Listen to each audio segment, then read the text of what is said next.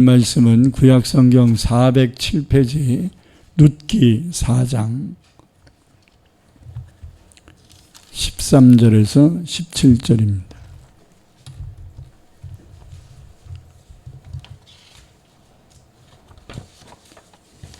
룻기 4장 13절에서 17절. 우리 다 같이 한 목소리로 합독해서 읽겠습니다. 이에 보아스가 룻을 맞이하여 아내로 삼고 그에게 들어갔더니 여호와께서 그에게 임신하게 하심으로 그가 아들을 낳은지라. 여인들이 나오미에게 이르되 찬송할지로다. 여호와께서 오늘 내게 기업물을 자가 없게 하지 아니하셨도다. 이 아이의 이름이 이스라엘 중에 유명하게 되기를 원하노라. 이는 내 생명의 회복자이며 내 노년의 봉양자라. 곧 너를 사랑하며 일곱 아들보다 귀한 내 며느리가 낳은 자로다 하니라. 나오미가 아이를 받아 품에 품고 그의 양육자가 되니 그의 이웃 여인들이 그에게 이름을 지어주되 나오미에게 아들이 태어났다 하여 그의 이름을 오벳이라 하였는데 그는 다윗의 아버지인 이새의 아버지였더라. 아멘. 하나님께 특별 찬양 드리겠습니다.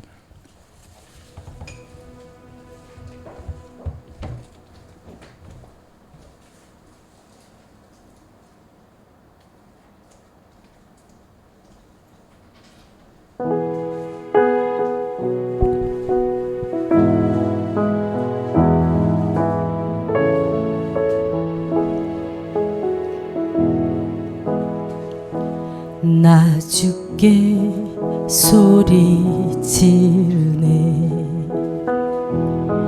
주님 대답이 없네. 다윗의 자손 나의 구세주 나를 불쌍히 여기소서. 주님 척하시네. 나를 외면하시네. 주님께 가까이 더욱 가까이 절하면 눈물 흘리네. 주여 나를 도와주소서. 오직 주만 바라봅니다. 개가 먹는 부스러기라도 주소서. 부스러기 은혜라도 주여 나를 도와주소서. 오직 주만 바라봅니다. 개가 먹는 부스러기라도 주소서. 부스러기 은혜라도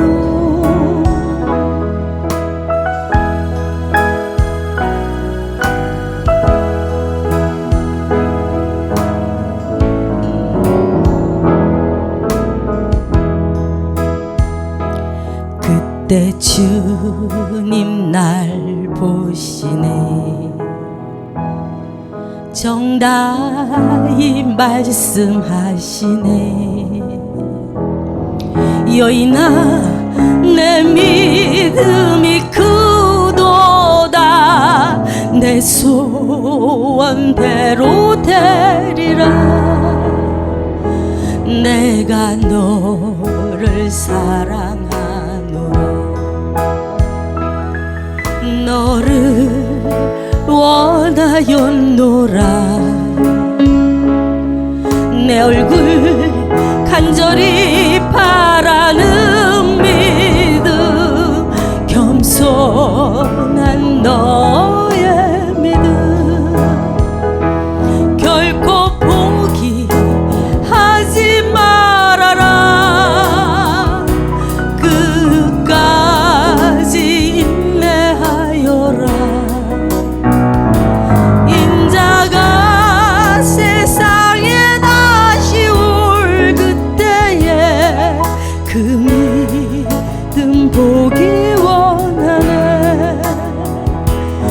결코 포기하지 말아라. 끝까지 인내하여라. 인자가 세상에 다시 올 그때에 그 믿음 보기 원하네. 그 믿음 보기 원하네.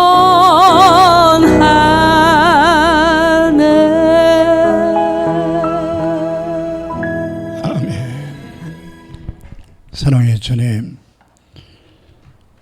인자가 세상에 다시 올 때 너희에게서 믿음을 찾아볼 수 있겠냐 주님 탄식하셨는데, 하나님이 물로 심판하실 때에 구원시켜줄 자가 달랑 8명 뿐이었고, 소돔과 고모라 성을 불로 심판하실 때에 건질 자가 달랑 4밖에 없었는데, 주님이 다시 오실 때 우리의 믿음을 보시고 구원시켜주기를 원하시는데, 오늘 이 자리에 나와 예배드리는 자들이 주님의 눈에 드는 자 되게 하옵소서. 믿음을 간직하는 자 되게 하옵소서. 천국의 소망을 잊지 않게 하옵소서. 그러나 천국 가기 전까지 우리가 이 세상에 살아야 되는데, 하나님 이 세상에 특별히 우리에게 허락하신 가정을 바로 세울 수 있도록, 무너진 가정들이 있다면 다시 견고해지게 하시고, 상처받은 가정들이 있다면 다시 화목하게 하여 주시고, 깨진 가정들이 있다면 다시 사랑으로 뭉쳐질 수 있도록 회복의 역사들이 일어나게 하옵소서. 오늘도 주신 귀한 말씀들이 우리의 가정들을 회복시킬 수 있도록 능력의 씨앗이 되게 하옵소서. 예수님 이름으로 기도합니다. 아멘. 이 한 달은 가정을 어떻게 하면 회복을 시킬 수 있을까를 함께 고민하며 기도하는 시간이 되어야 합니다. 그래서 첫 주에는 탕자의 비유를 통해서 삐뚤어져 엇나간 아들을 회복시키기 위하여 아버지는 어떻게 하였는가를 생각하였습니다. 자식을 진심으로 사랑하는 마음이 아들을 회복시켰다는 건데요, 사랑은 이기는 게 아니라 져주는 거다. 아멘. 사랑은 포기하는 것이 아니라 기다려주는 거다. 그리고 사랑은 옳고 그름을 밝히는 것이 아니라 그의 마음을 이해해 주는 거라고 말씀을 전하였습니다. 그리고 지난주에는 부모 자식 간의 관계에 문제가 발생하면 어떻게 풀어야 되는가라는 주제로 말씀을 드렸는데, 부모 자식 간의 관계에 문제가 생기면 일반적 원리는, 성경이 가르쳐주는 일반적 원리는 자식이 어리면 부모가 풀어야 되고, 자식이 장성했으면 자식이 부모를 배려하고 섬겨야 합니다. 할렐루야. 그냥 윗물이 맑아야 아랫물이 맑지 그러면서 그냥 다 탓이나 하고 뭐 이러면 안 되고, 여러분들이 이제 나이가 들었으면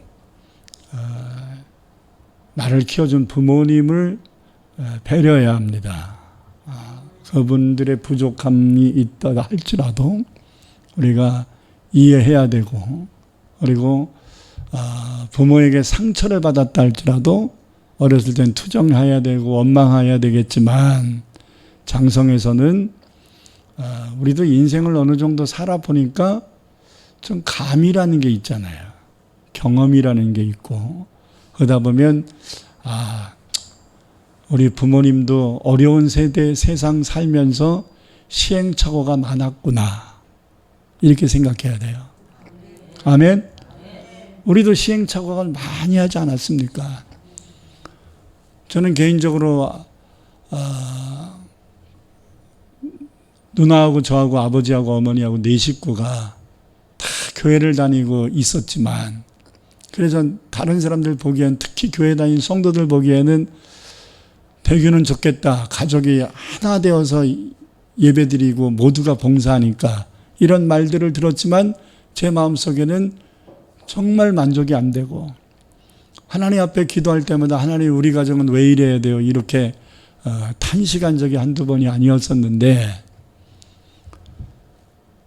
결혼하고 이제 자식을 낳고 이렇게 목회를 하다 보니까 다 인생은 거기서 거기구나라는 생각이 들었어요.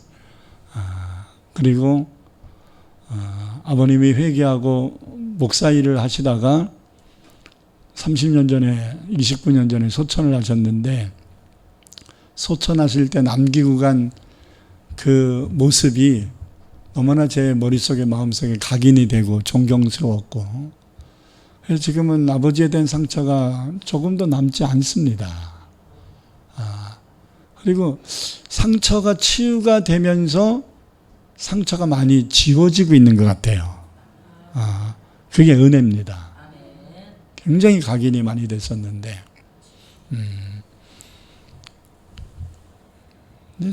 저도 살아보니까 뜻대로 안 되는 게 많더라고요.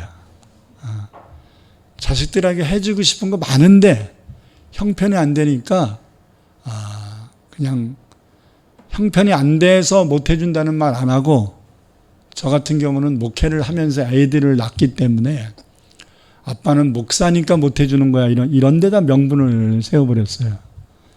기대하지 말라고. 저희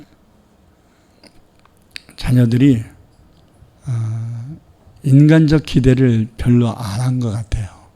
하도 세뇌를 시켜놔가지고. 그리고 아버지 목회하는 걸 보니까 기대할 게 별로 없었던 것 같아요. 그래서 우리 큰딸 같은 경우는 부모님 의지하다가는 죽도 밥도 안 되겠다, 이런 생각이 들어서 내가 살 길은 공부하는 것밖에 없다, 스스로 생각하고 공부에 매진을 했다고 하더라고요. 전 몰랐어요.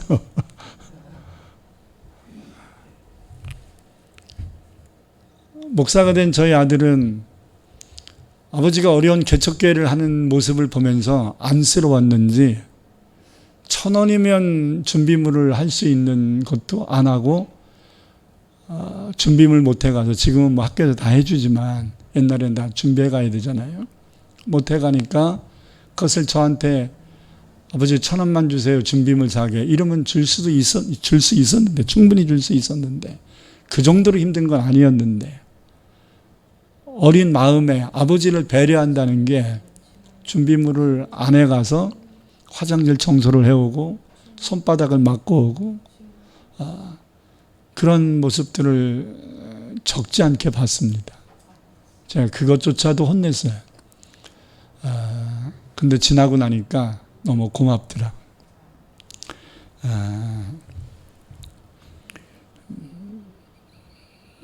나는 하나님을 섬기고 하나님의 일을 하면서도 자녀들에게 해주지 못한 것들이 너무나 많았는데,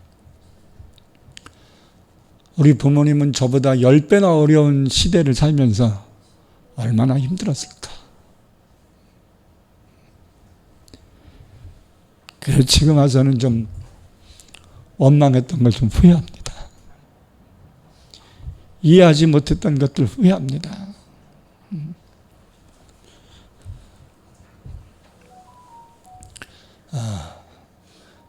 인간의 노력만 가지고 안 되는 것들이 너무나 많은데 왜 이렇게 환경을 너무 크게 봤을까? 왜 이렇게 내 중심적으로만, 내 시각으로만 봤을까라는 생각이 많이 듭니다. 제가 보기에는 아버지가 자기 주체가 안 되는 것 같았는데, 지나고 나니까 당신 딴에는 굉장히 발버둥을 쳤을 텐데, 근데 뜻대로 안 되니까 화투를 치고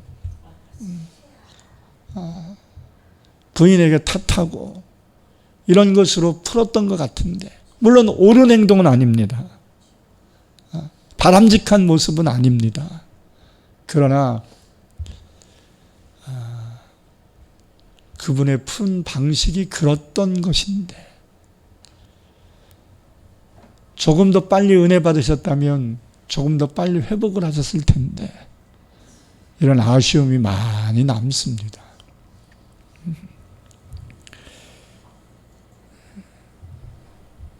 제가 보기엔 저희 아버지가 성공적인 목회를 하셨어요. 정말로 생명을 다하는 9년 6개월에 진짜 환경이나 사람 보지 않고 오직 하나님만 보면서 올곧은 목회를 하셨습니다. 누가 뭐라고 평가하든지 간에. 그래서 저는 그것이 존경스럽습니다. 저도 그렇게 하기를 원합니다. 근데 그렇게 잘 안 돼요. 때로는 환경 보고 낙심할 때도 있었고요. 지금은 그래도 이제 60이 되니까 마음을 많이 비워진 것 같아요. 그래서 환경에 그렇게 전전긍긍하거나 힘들어하거나 분석하고 막 판단하거나 이러지 않는 것 같아요. 그게 하나님 은혜예요. 여러분, 부모 자식 간의 문제가 있으면 일반적 원리는 자식이 부모를 섬기든지 아니면 부모가 자식의 어리석음이나 미숙함을 덮어주고 이해해 주든지 해야 되겠으나 현실적으로는 그렇지 못해요. 그래서 성경이 말씀하고 있는 실제적인 것은 뭐냐면 더 사랑하는 사람이 문제 중심에 서서 순종하고 희생하는 것이 맞다. 아멘. 더 믿음이 성숙한 사람이 하나님을 의지하여 하나님의 도우심을 받아서 이 가정의 문제를 헤쳐나가야만 한다. 누군가는 십자가 지고 가야 되니까. 할렐루야. 그것이 오늘 이 말씀을 듣는 저와 여러분이 될 수 있기를 바랍니다. 오늘은 룻기를 통하여 그릇된 선택으로 인해서, 순간에 잘못된 선택으로 인해서 이 나오미의 가정이 재기불능할 수 없는, 재기불능처럼 보이는, 재기할 수 없는 가정을, 박살난 가정을 온전히 회복시킨, 그래서 많은 사람들이 부러워하는 행복과 축복의 가문을 이룬 시어머니 나오미와 며느리 룻에 대한 말씀을 전하려고 합니다. 룻기 1장 1절에서 5절까지를 먼저 읽겠습니다. 이게 배경 설명인데요. 사사들이 치리하던 때에 그 땅에 흉년이 드니라. 유다 베들레헴의 한 사람이 그의 아내와 두 아들을 데리고 모압 지방에 가서 거류하였는데 그 사람의 이름은 엘리멜렉이요 그의 아내의 이름은 나오미요 그의 두 아들의 이름은 말론과 기론이니 유다 베들레헴 에브라 사람들이더라.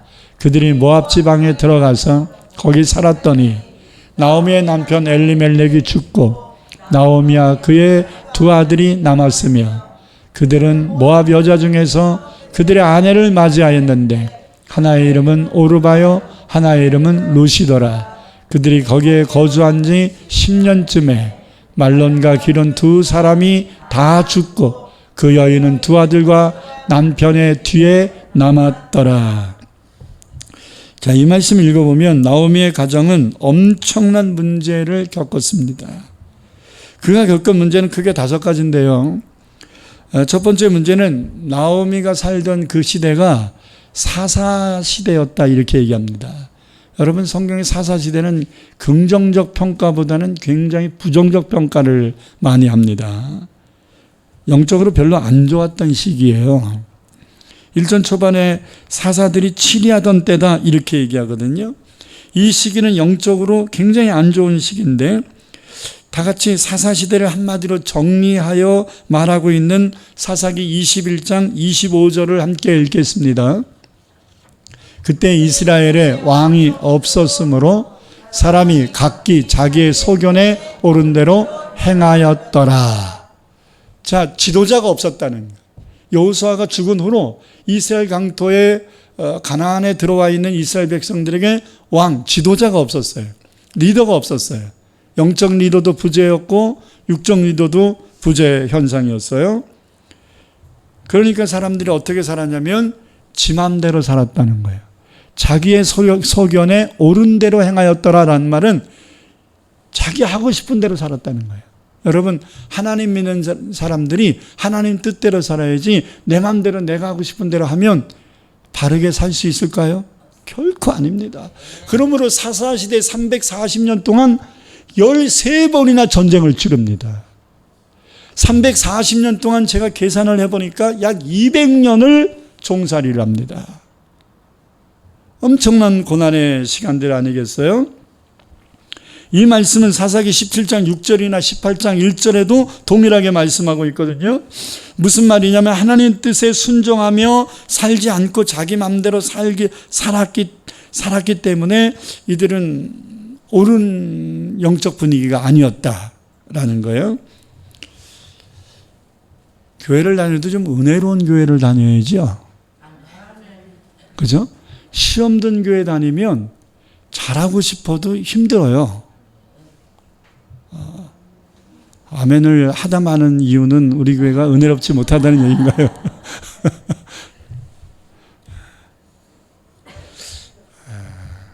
근데 세상이 지금 지 맘대로 자기중심적으로 이기적으로 막 살아가고 있어. 그러니까 하나님 믿는 사람들이 덕도 없고 본도 안 되고 하나님께 계속 벌만 받고 막 이러니까 그때 살았던 사람들은 나오미의 가정뿐만 아니라 대다수의 사람들은 곤욕스러웠습니다. 영적 암흑기니까. 두 번째 문제는 뭐냐면 1절 중반을 보니까 나오미가 살고 있는 베들레헴에 흉년까지 들었대요. 영적으로 어려운 것도 힘들어 죽겠는데 환경적인 어려움이 온 거죠. 흉년. 여러분 성경 어디를 보든지 흉년은 하나님의 징계 중에 하나입니다. 명심해야 돼요.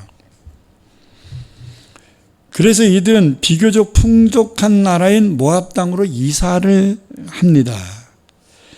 그랬더니 그것에 두 가지 더 큰 문제를 겪습니다. 3절을 보겠습니다. 이제 세 번째 문제죠. 나오미의 남편 엘리멜렉이 죽고 나오미와 그의 두 아들이 남았습니다. 세 번째 문제는 뭐예요?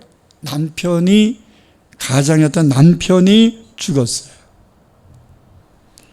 그래서 나오미는 두 아들과 함께 살게 되었습니다. 그래서 두 아들을 어느 정도 장성을 하니까 이제 모압 여인들과 결혼을 합니다. 이제 두 아들 다 결혼을 시켰으니 좀 이제 남편이 없어도 아들들이 가장이 되니까 좀 안정이 되는가 했더니 자식도 낳지 못하고 두 아들은 함께 돌발사를 합니다. 어떻게 이러한 일들이 계속 줄초상이 날까요? 아들 하나 죽는 것도 힘든데 둘밖에 없는 아들 둘 다 죽어버려요. 다 같이 4절 5절 읽겠습니다. 그들은 모압 여자 중에서 그들의 아내를 맞이하였는데 하나의 이름은 오르바요 하나의 이름은 누시더라. 그들이 거기서 거주한 지 10년쯤에 말론과 기론 두 사람이 다 죽고 그 여인은 두 아들과 남편의 뒤에 남았더라. 줄초상으로 남편을 뒤를 이어서 두 아들까지 함께 잃었어요. 이제 나오미에게는 모압에서 얻은 며느리 둘만 남았습니다. 그래서 세 여인만 남았어요. 남편과 두 아들을 잃은 시간은 모압으로 이사 온 지 약 10년 정도 걸렸다, 이렇게 10년 정도 되는 무렵이었다, 이렇게 말하거든요. 여기에 다섯 번째 문제가 있습니다. 경제적 문제. 베들레헴에 흉년이 있었어도 이사 가기 전에는 비교적 먹고 살만 했어요. 그러니까 모압으로 이사할 때 좀 물질이 있었단 말이에요. 자, 룻기 1장 21절을 보겠습니다. 베들레헴으로 돌아왔을 때 이렇게 얘기하죠. 내가 풍족하게 나갔더니, 이사했더니 여호와께서 내게 비어 돌아오게 하셨느니라. 자, 재산까지 다 소비됐다는 거예요. 왜? 하나님께서 나를 징벌하셨고 전능자가 나를 괴롭게 하셨거늘 너희가 어찌 나를 나오미라 부르느냐 하면서 탄식을 하는 지경까지 왔어요. 한마디로 나는 하나님께 벌받아 풍지박살 났으니 나는 기쁨이다라는 뜻인 나오미라는 이름을 부르지 말고 나는 슬픈 자다, 나는 괴로운 자다라는 의미인 마라라고 이름을 불러달라, 이렇게까지 이야기합니다. 여러분 다 같이 한 군데 더 말씀 읽을까요? 사사기 2장 11절 15절을 보겠습니다. 사사시대 때에 하나님께 징계를 받은 상황을 이야기하는데 이스라엘 자손이 여호와의 목전에 악을 행하여 바알들을 섬기며 애굽 땅에서 그들을 인도하여 내신 그들의 조상의 하나님 여호와를 버리고 다른 신들 곧 그들의 주위에 있는 백성의 신들을 따라 그들에게 절하여 여호와를 진노하시게 하였으되 곧 그들이 여호와를 버리고 바알과 아스다롯을 섬겼으므로 여호와께서 이스라엘에게 진노하사 노략하는 자의 손에 넘겨주사 그들이 노략을 당하게 하시며 또 주위에 있는 모든 대적의 손에 팔아 넘기심에 그들이 다시는 대적을 당하지 못하게 하였으며 그들이 어디로 가든지 여호와의 손이 그들에게 재앙을 내리시니 곧 여호와께서 말씀하신 것과 같고 여호와께서 그들에게 맹세하신 것과 같아서 그들의 괴로움이 심하였더라. 사사시대는 하나님의 은혜로 가나안 땅에 들어간 이스라엘 백성들이 하나님에 대한 믿음과 말씀을 저버리고 우상 숭배를 하고 하나님의 말씀에 불순종한 것으로 인해서 하나님께 징계를 받아 이웃 나라들에게 13번을 침략당하고 종노릇을 합니다. 여기에 기근과 환난들이 계속 겹쳤던 시기였다는 거지요. 이유가 뭐예요? 하나님의 징계가 있었다는. 나오미의 가정의 두 번째 겪은 문제인 흉년도 이런 차원에서 해석하는 것이 옳고요. 모압으로 이사 갔는데 남편이 죽고 두 아들이 죽은 것도 하나님의 뜻을 따라 살아야 될 자가 하나님 뜻대로 살지 않고 습관적으로 자기 맘대로 이사하고 기도하고 갔어요? 그냥 갔어요? 그냥 간 거죠. 그래서 남편 아비멜렉은 이사의 책임을 물으신 것 같아요. 하나님이 대대손손 살라고 하신 그 땅을 버리고 고작 흉년 때문에 풍족했대잖아. 나갈 때는 풍족했대잖아. 그러니까 흉년을 만났어도 지금 먹고 살기가 궁핍한 상황이 아니었다는 얘기죠. 그럼 왜 이사한 거예요? 궁핍하기 전에 재산 손실되기 전에 가자라는 얘기잖아요. 근데 어디로 간 거예요? 하나님이 그렇게 싫어하시는 모압 땅으로 간 거예요. 불순종할 때는 응답받고 하나요? 내 맘대로 살다가 하는 건가요? 그렇죠? 응답받고 불순종하는 사람은 없겠죠? 이사도 기도 좀 하세요. 그냥 난 여기 싫어. 장소 바뀐다고 되는 게 아니야. 하나님이 예비하시는 곳으로 가야 합니다. 그래서 가장으로서 이것을 하나님이 책임을 물으셨던 것 같아요. 그리고 10년 남짓 살면서 두 아들이 무슨 병인지는 모르겠으나 함께 돌변사를 합니다. 그 이유는 뭘까? 왜 갑자기 두 아들이 죽었지? 나오미는 살고 하나님은 이 두 아들에게 뭐를 물으신 거죠. 이스라엘 백성들은 모압 여자랑 결혼하면 된다 안 된다? 안 된다고 규정했단 말이에요. 응답받고 했을까요? 지 맘대로 했을까요? 또 지 맘대로 한 거예요. 10년이라는 시간을 주셨겠지요? 이들이 회개하지 않아요. 하나님이 또 책임을 물으시는 것 같아요. 여러분 왜 이렇게 무서운 일들이 연거푸 생기는지 아세요? 하나님이 지금 채찍을 드셨는데 잘못했다고를 안 하고 있는 거야. 이미 채찍을 들고 계시는데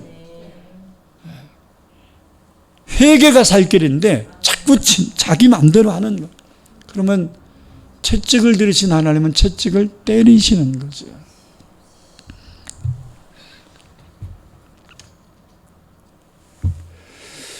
그래서 이 두 가지 흉년을 만난 것이나 남편이 죽고 자식이 죽은 것이나 이런 것들이 다 범죄로 인한 자기 마음대로 산 것에 대한 하나님의 징책이었다라는 것입니다. 남편을 잃었을 때 깨달았어야지요. 그래야 아들 살렸을 거 아니에요. 언제 깨달았어요?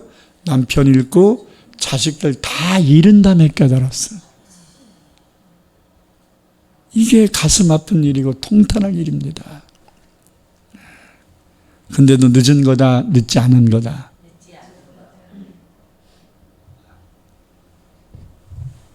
여러분, 남편 잃고 아들 잃은 이유가 있지 않을까 하면서 나오미가 믿음이 좋은 사람이니까, 그러니까 이방 며느리들도 믿음이 들어가게 한 거 아니겠어요? 그죠? 나오미가 환난 겪었다고 믿음 없다고 생각하면 안 되고요. 아마 나오미는 반대했을지도 모르죠. 이사를. 기도하는 사람이었으니까.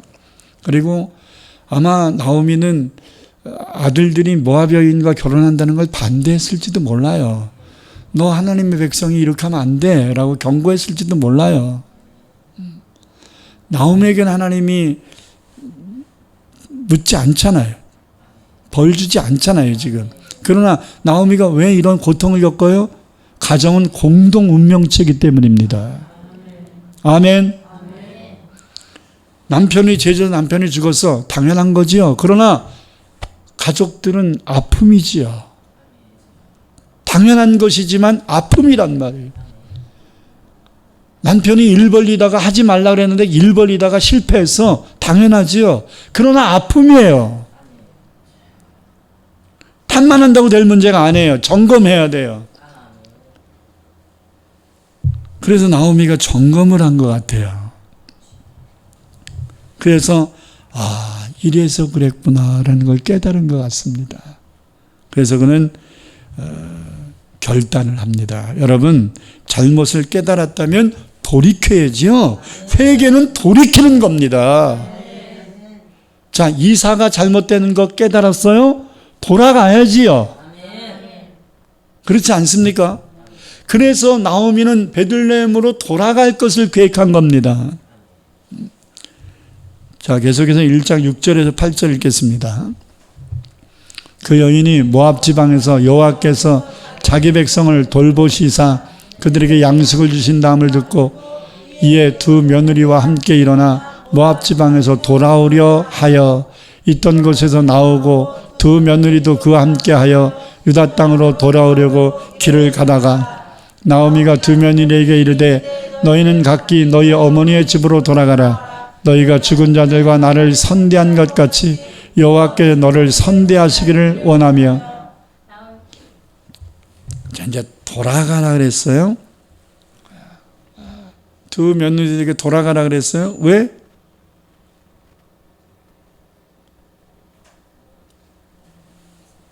이 며느리들을 얻은 것을 위해서 하나님이 그 책임을 아들들을 물어서 데려가 버리셨단 말이에요.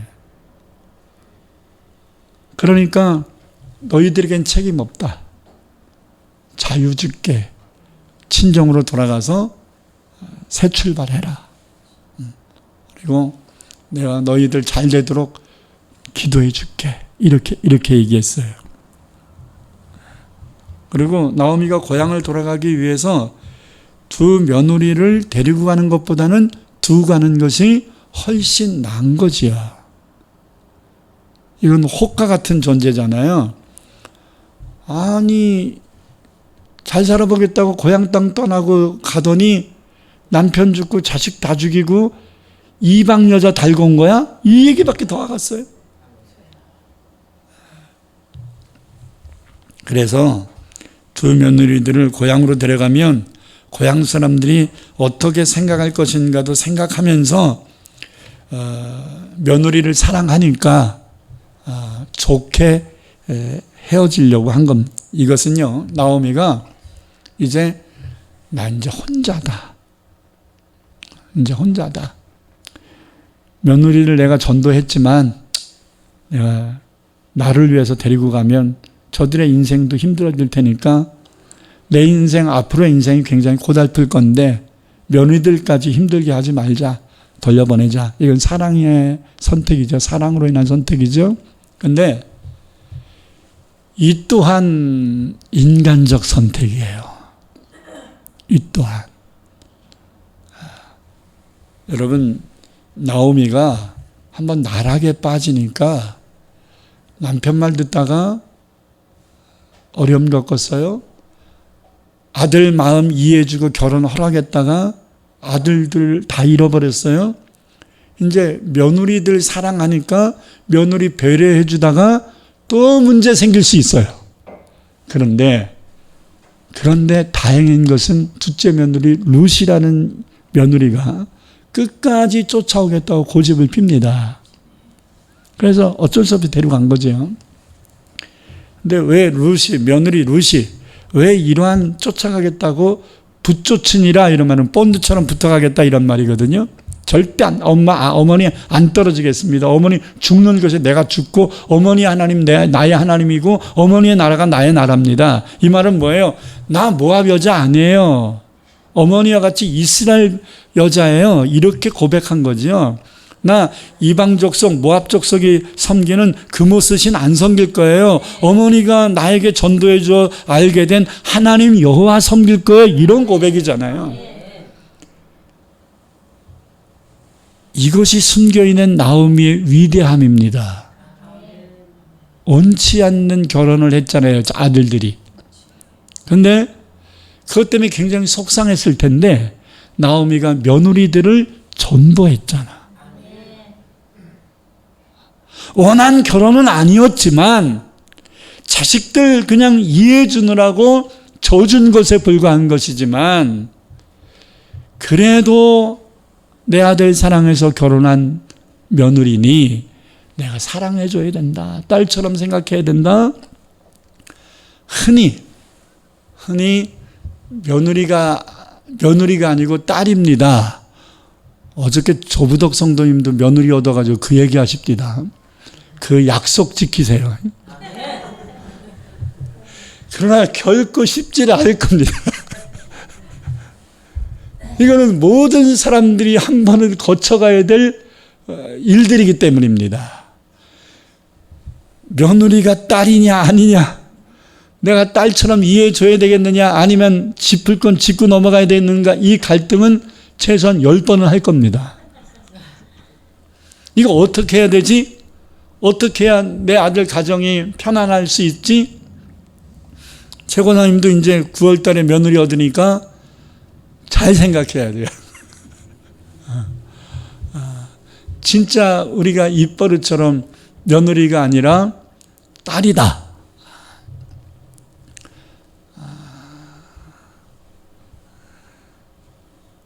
근데 나오미는 진짜 그렇게 생각한 것 같아요. 여러분, 시어머니가 자기 아들이 죽었는데 며느리 보고 제가 하라고 얘기하는 게 쉬울까요? 어려울까요? 또 그렇게 말했다 할지라도 마음이 편할까요? 괴로울까요? 괴로운 겁니다.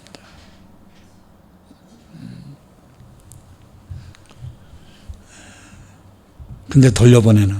그러면서 나오미는 자기의 가정을 완전 해체시키고 홀로 남아 돌아가려고 한 겁니다. 근데 이때 하나님이 둘째 며느리의 룻을 통해서 브레이크를 건 거예요. 깨닫게 하신 거예요. 왜? 심은 게 있잖아. 심은, 며느리들을 사랑하고 기도해주고 전도해준 그 심은 게 있잖아요. 그걸 거두게 하신 거예요. 겉보기에는 하나님의 이름으로 축복하고 있어요.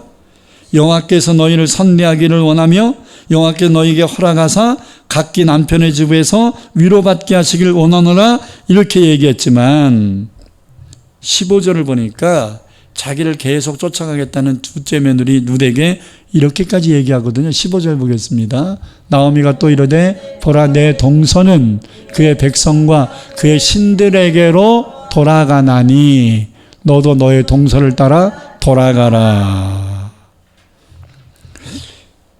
이게 지금 아직도 나오미가 헤매고 있는 거거든요. 자기가 전도해 놓고 가정 해체시켜서 혼자 고향으로 가려고 며느리 보고, 야, 네 동서는 친정으로 돌아가서 어렸을 때 믿었던 금오스신을 섬긴다고 갔어.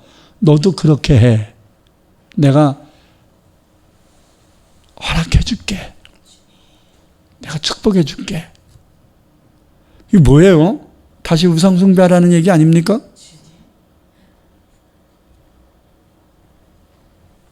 우리 한국식으로 표현하면 무슨 말이냐면, 야, 이두절도 다 싫다. 내가 절을 다시 가든 무당을 찾아가든 이제 나는 하나님께 벌 받는 사람이니까 나 의지하지 말고, 나 배려한다고 생각하지 말고 네가 할 길 가라. 네가 절을 가도 나 탓하지 않는다. 이 얘기잖아. 그러면 된다, 안 된다? 안 되잖아. 최소한 그건 안 되잖아. 낙심이 오니까 전도해놓고 신앙까지 뒤집으라고 말하고 있는 겁니다. 믿음이 좋았던 사람도요, 환경 때문에, 사람 때문에 낙심하면 본의 아니게 이런 말들이 나오기도 합니다. 그러나 옳지 않습니다. 이 또한 불완전한 모습이고 바르지 못한 회개입니다. 불완전한 회개입니다. 그러나 이때 며느리 룻은 믿음을 포기하지 않습니다. 16절 17절 보겠습니다. 룻이 이르되 내게 어머니를 떠나며 어머니를 따르지 말고 돌아가라 강권하지 마옵소서. 어머니께서 가시는 곳에 나도 가고 어머니께서 머무르시는 곳에서 나도 머물겠나이다. 어머니의 백성이 나의 백성이 되고 어머니의 하나님이 나의 하나님이 되시리니 어머니께서 죽으시는 곳에서 나도 죽어 거기 묻힐 것이라. 만일 내가 죽는 일 외에 어머니를 떠나면 여호와께서 내게 벌을 내리시고 더 내리시기를 원하나이다 하는지라. 자, 며느리 룻의 고백을 들으면서 나오미가 무슨 느낌을 내가 또 잘못했고, 또 내가 기도 없이 며느리 생각한다는 게 또 하나님 앞에 죄를 짓고 있구나, 이렇게 느낀 거예요. 그래, 다시 한번 자신의 삐뚤어져 있는 모습을 보게 된 겁니다. 며느리는 내가 전도하여 하나님을 믿게 한 사람인데 내가 지금 무슨 말을 하고 있는 것인가? 며느리가 저 정도로 믿음을 갖고 있다면 이방인이 아니라 하나님의 백성이다, 이런 확신을 갖기 시작합니다. 그래서 며느리의 그 신앙의 고백을 듣고 그것을 인간적인 사랑의 말로만, 위로의 말로만 듣지 않고 하나님의 음성으로 들은 거예요. 그래서 나오미는 결단을 합니다. 그러나 고향 땅 베들레헴으로 돌아가니까 나오미가 우려했던 문제들이 발생합니다. 예상했던 대로 고향 사람들이 이들의 상황에 대해서 입도마에 올리기 시작합니다. 자, 19절을 보겠습니다. 이에 그 두 사람이 베들레헴까지 갔더라. 베들레헴에 이를 때 온 성읍이 그들로 말미암아 떠들며 이르기를 이가 나오미냐 하는지라. 자, 여기서 떠들다라는 말이 히브리어로 흠이라는 단어거든요. 흠이라는 단어는 뭐냐면 놀라서 소리 지르다, 당황하여 큰 소리로 말하다, 이런 말. 그러니까 아니 나오미 맞아? 이렇게 얘기했다는 거예요. 근데 좀 더 심하게 표현하면 큰 소리로 조롱 섞인 말을 하다라는 말. 이가 나오미야? 이게 좀 꽈서 얘기했다 이 말이에요. 이에 대해 나오미는 자존심을 내려놓습니다. 그리고 자기의 이웃들에게, 베들레헴 사람들에게 이렇게 고백합니다. 나오미가 그들에게 이르되 나를 나오미라 부르지 말고 나를 마라라 부르라. 이는 젖는 자가 나를 심히 괴롭게 하셨음이니라. 내가 풍족하게 나갔더니 여호와께서 내게 비어 돌아오게 하셨느니라. 여호와께서 나를 징벌하셨고 젖는 자가 나를 괴롭게 하셨거늘 너희가 어찌 나를 나오미라 부르느냐 하니라. 그래, 나 나오미라고 부르지 마 하고서 따진 게 아니에요. 신경을 낸 게 아니에요. 받아들인 거예요. 내가 잘못 선택해서 하나님께 벌 받은 거 맞아. 그러므로 나를 나옴이라 하지 말고 마라라 불러주세요 하면서 자기를 낮춘 거예요. 이 말은 원망이 아닙니다. 진정한 고백이었던 겁니다. 자신이 고향을 떠나 하나님께 죄를 지었기 때문에 하나님께 벌을 받았으니 나를 마라라고 부르라는 것은 회개의 말인 것입니다. 사랑하는 성도 여러분, 회개의 결과가 무엇일까요? 회복입니다. 반드시 회복입니다. 22절을 보겠습니다. 나오미가 모압 지방에서 그의 며느리 모압 여인 룻과 함께 돌아왔는데 그들이 보리추수 시작할 때에 베들레헴에 이르렀더라. 자, 흉년 때 이사했지요. 돌아오니까 무슨 때예요? 풍년이 돼서 추수할 시기가 됐다라는 거예요. 여러분, 이 추수할 시기를 맞물려서 간 게 아니에요. 갔더니 추수할 시기가 됐더라라는 거예요. 하나님은 회복시키기 시작했다는 겁니다. 흉년 때문에 이사했는데 돌아오니까 흉년이 없어졌어. 하나님이 환경의 문제를 이제 하나씩 해결하기 시작하신 겁니다. 이스라엘 백성들이 환경적으로 가장 풍족하고 여유 있는 시간이 바로 추수 때입니다. 추수 때만큼은 가난한 사람들까지 다 먹이고 막 나눠주는 시간들이거든요. 이때만큼은 어려운 자들에게 배려를 하고 돌봐주기 때문에 가장 축제의 시간들이 추수 때입니다. 오늘 본 말씀은 회개하고 돌아온 나오미의 가정을 하나님이 회복시켜 주신 최종 결과가 무엇인가를 결론적으로 말하고 있습니다. 자, 이것을 요약하고 말씀을 마치려고 하는데요. 본문 룻기 4장 13절에서 17절을 다시 한번 읽겠습니다. 이에 보아스가 룻을 맞이하여 아내로 삼고 그에게 들어갔더니 여호와께서 그에게 임신하게 하심으로 그의 아들을 낳은지라. 여인들이 나오미에게 이르되 찬송할지로다. 여호와께서 오늘 내게 기업 물을 자가 없게 하지 아니하셨도다. 이 아이의 이름이 이스라엘 중에 유명하게 되기를 원하노라. 이는 내 생명의 회복자이며 내 노년의 봉양자라. 곧 너를 사랑하며 7 아들보다 귀한 내 며느리가, 어떤 며느리예요? 7 아들보다 귀한 며느리예요. 이 며느리가 낳은 자로다 하니라. 나오미가 아이를 받아 품에 품고 그의 양육자가 되니 그의 이웃 여인들이 그에게 이름을 지어주되 나오미에게 아들이 태어났다 하여 그의 이름을 오벳이라 하였는데 그는 다윗의 아버지인 이새의 아버지였더라. 다시 말하면 룻이 낳아준 그 아이는 다윗의 할아버지였다라는, 다윗 왕의 할아버지였다. 자, 7가지가 회복이 됩니다. 첫째, 원래 나오미가 며느리를 사랑해서 제가 하도록 허락하려고 했잖아요. 제가 했어요, 안 했어요? 이방 남자들 만나서 결혼하라 그런 거잖아요. 근데 회복을 하니까 이방 남자랑 결혼해요? 아니면 이스라엘 백성을 결혼해요? 이스라엘 백성을 결혼하죠. 전도한 사람이 믿음 떨어지는 게 나아요? 하나님의 복을 받는 게 나아요? 이게 회복이에요. 자, 나오미가 원했던 거잖아요. 며느리 혼자 사는 거, 나 혼자 사는 거는 나이가 들어서 괜찮은데 며느리가 청산갑으로 혼자 사는 거 보기 안쓰럽다는 거죠. 자꾸 그 며느리 보면 죽은 아들 생각날 것 같고, 그래서 네 친정 가서 제가 해라 이렇게 사랑해서, 며느리 사랑해서 해준 거잖아요. 근데 하나님 회복시켜 주니까 이방 남자 만나서 나오미를 완전히 등져버린 게 아니라 나오미와 함께 거하면서 이스라엘 족속의 사람과 결혼했다. 첫 번째 회복이고, 두 번째 회복은 이 남편인 보아스에게서 결혼하자 아들을 낳았어요. 할렐루야.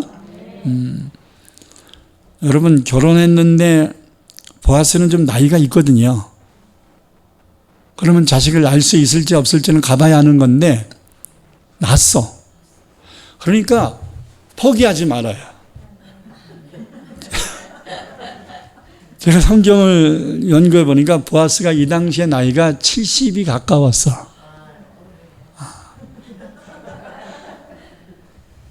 회춘했을까요? 생명은 누가 주는 거예요?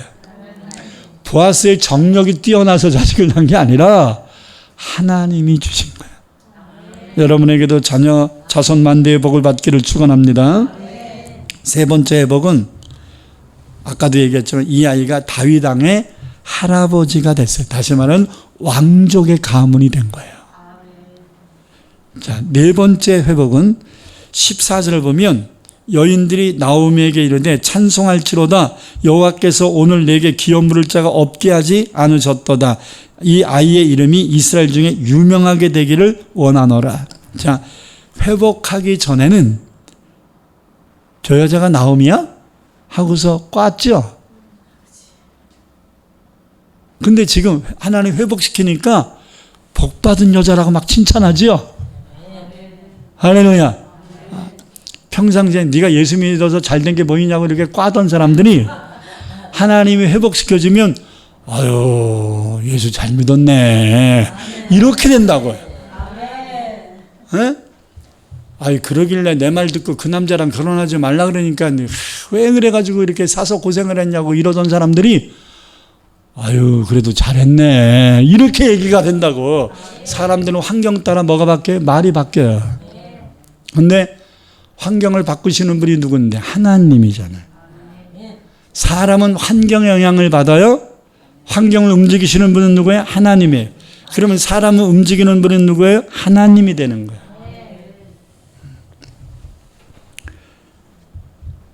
자기를 비난하고 조롱 섞인 말을 하던 이웃들이 나오미에게 축하하고 축복하고 있다는 사실입니다.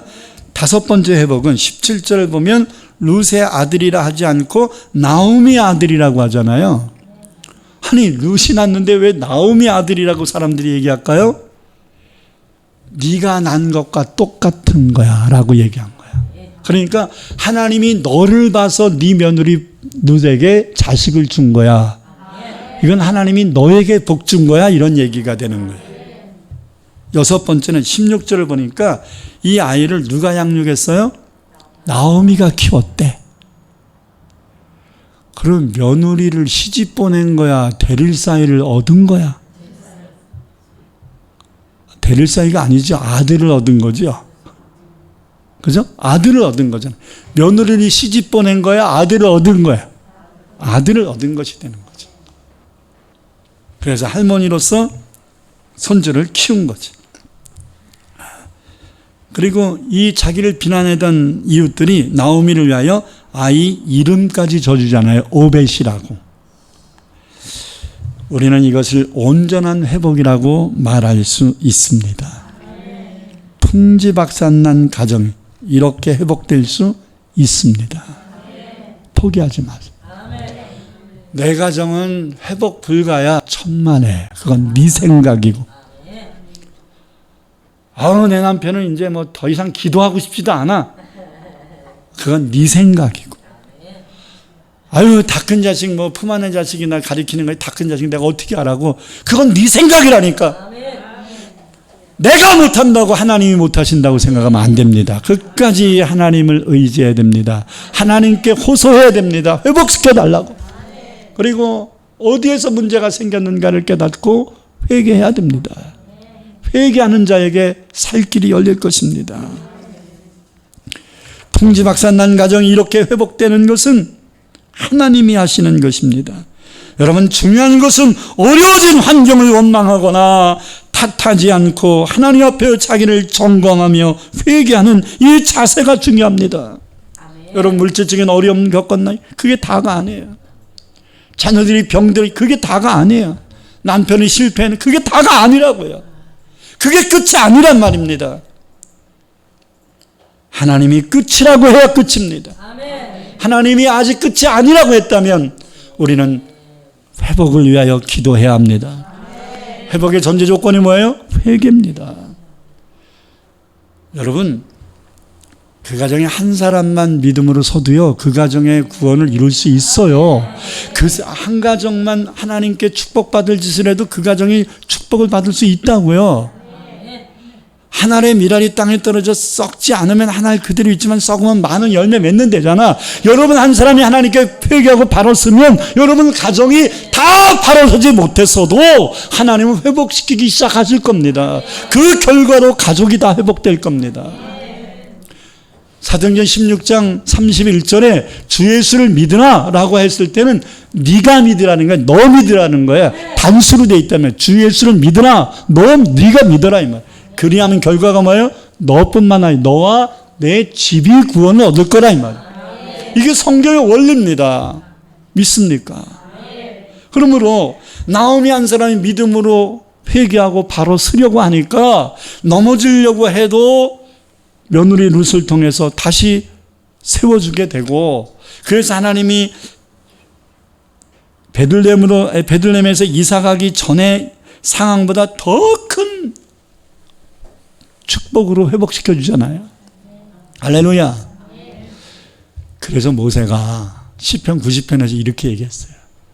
하나님, 우리가 지금까지 고난당한 말수대로, 어려움을 당했던 연수대로 우리에게 복을 주옵소서.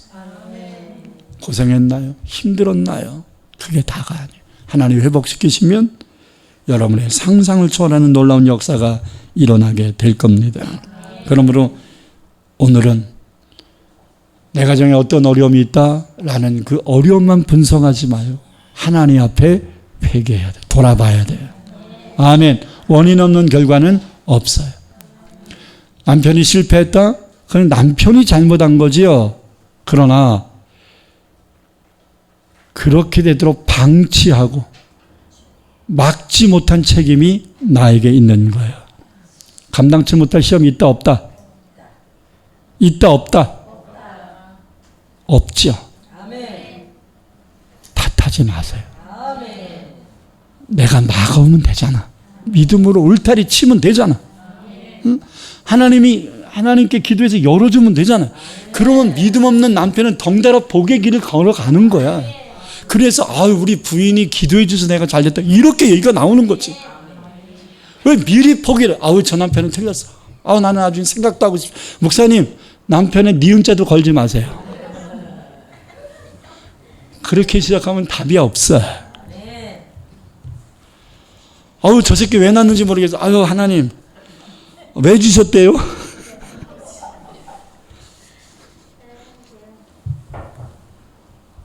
그러면 답이 없어요.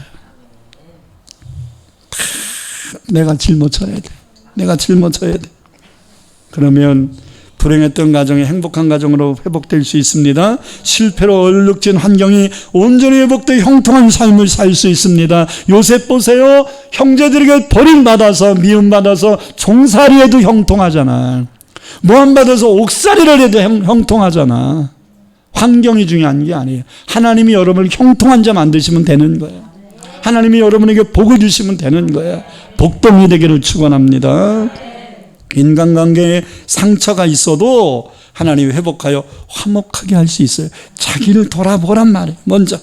그러므로 가정과 환경의 어려움을 겪을 때에는 하나님께 자신을 돌아보고 진심으로 회개하는 것이 중요합니다. 5월 한 달 가정 회복의 달입니다. 여러분 정말로 여러분의 가정이 회복되기를 원합니까? 돌아보셔야 돼요. 내 가정에 왜 이런 문제가 발생했고 내가 왜 막지 못했는가? 더 기도했다면 막을 수 있었을 텐데, 더 기도했다면 바로 세울 수 있었을 텐데, 더 기도했다면 이렇게 될 수 있었을 텐데, 하나님 내가 기도를 못한 겁니다. 내가 환경이 연연한 겁니다. 하나님 다 내 죄입니다. 내 책임입니다 하면서 하나님 앞에 회개한다면 하나님이 일하실 것입니다. 진심으로 회개하세요. 진심으로 기도하세요. 자존심 버리고 믿음으로 결단해야 됩니다.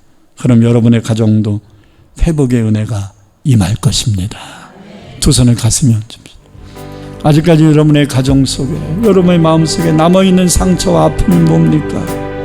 포기하고 싶은 제게 불용이라고 생각되는 문제가 무엇입니까? 그가 생각만 해도 머리가 쭈뼛쓰고 가슴이 벌렁거리고 힘들어하는 이유가 뭡니까?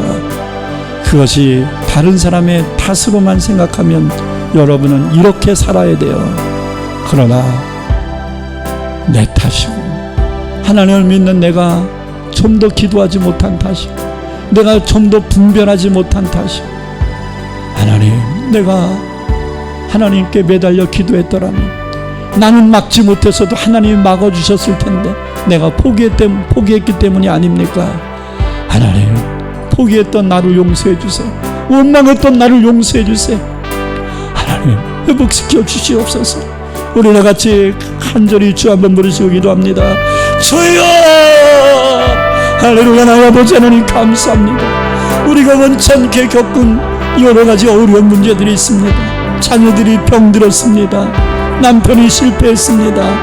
하나님, 내 맘대로 살고, 아버지 하나님이여 이리저리 방황하고, 하나님이여 교회의 어려움들을 겪고, 하나님이여 자녀들의 양육의 어려움들을 겪고, 아버지 품 안의 자식이 아버지 하나님이여 장성했다고 내 마음 상처 줬다고, 하나님 나는 저 자식 보지 않겠다고 등진 자들도 있었습니다. 그러나 과연 그것이 예수 믿는 자들의 바른 자세겠습니까? 하나님, 어찌해야 되겠습니까? 나를 돌아보게 하소서. 내 마음속에 원망이 차 있다면 나를 돌아볼 수 없나이다. 남을 탓만하고 있다면 나를 돌아볼 수 없습니다. 하나님, 내 마음을 내려놓게 하소서. 내 마음을 비우게 하소서. 주님 앞에 내가 겸손히 서게 하소서. 나 혼자밖에 없다고 외로움을 탄식하며 차라리 나를 죽여달라고 얘기했던 엘리야에게 주님은 세미한 음성을 주시면서 아직까지 우상에게 굴복하지 않은 자 7,000이 있다고 말씀했던 것처럼, 하나님, 아직까지 우리에게 소망이 있나이다. 아직까지 하나님이 포기하지 않았나이다. 하나님, 내가 보기에는 제게 불능입니다. 박살난 겁니다. 안 됩니다. 그러나 하나님이 하시면 됩니다. 사람은 할 수 없으나 하나님은 하실 수 있느니라. 할 수 있거든이 무슨 말이냐? 믿는 자들에겐 능치 못함이 없느니라. 내게 능력 주시는 자 안에서 내가 모든 것을 할 수 있느니라. 의사들이 포기한다 할지라도 하나님이 포기하지 않으면 날 것입니다. 하나님, 모든 자들이 안 된다 할지라도 하나님이 도우시면 될 것입니다. 하나님, 우리의 연약함을 긍휼히 여기시고 회복시켜 주옵소서. 새로운 인생 살기를 원합니다. 이제 행복한 가정을 이루기를 원합니다.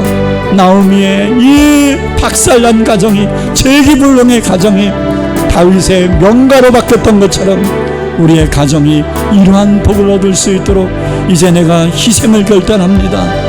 하나님, 이제 어떤 어려움을 겪더라도, 어떤 수치를 겪더라도 내가 하나님 뜻대로 살기를 원합니다. 이제는 좌로나 우로나 치우치지 아니하고 뒤돌아보지 아니하고 오직 복되신 주님만 바라보고 정진하겠나이다. 우리에게 용기를 주옵소서. 새 힘을 주옵소서. 은혜를 주시옵소서. 의의 오른팔로 붙잡아 주옵소서. 두려워 말라, 내가 너와 함께함이니라. 놀라지 말라, 나는 너의 하나님이 됨이니라. 내가 너를 굳세게 하리라. 참으로 너를 도와주리라. 참으로 의의 오른손으로 너를 붙들어 주리라. 예수님 이름으로 기도드립니다. 아멘.